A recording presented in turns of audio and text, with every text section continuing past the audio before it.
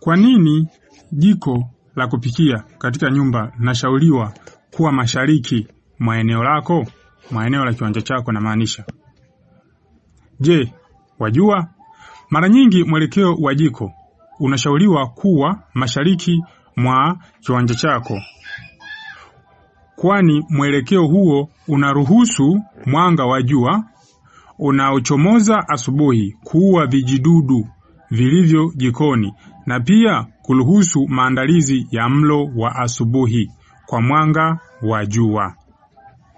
Pia vyumba vya kulala vinashauriwa kuwa upande wa magharibi ili kupunguza mwanga wa jua wakati wa asubuhi.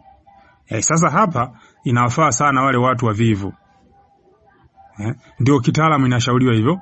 Jua asubuhi, jua linapochomoza, linapokuwa nagonga jikoni, basi kuna vijidudu vidogo vidogo kule, ule mwanga wa jua huwa unaweza kuua kwa sababu jua litakuwa linamulika ndani.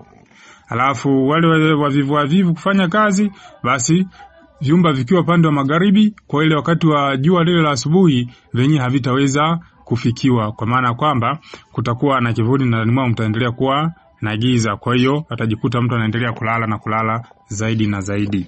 Hiyo ndio sababu kubwa.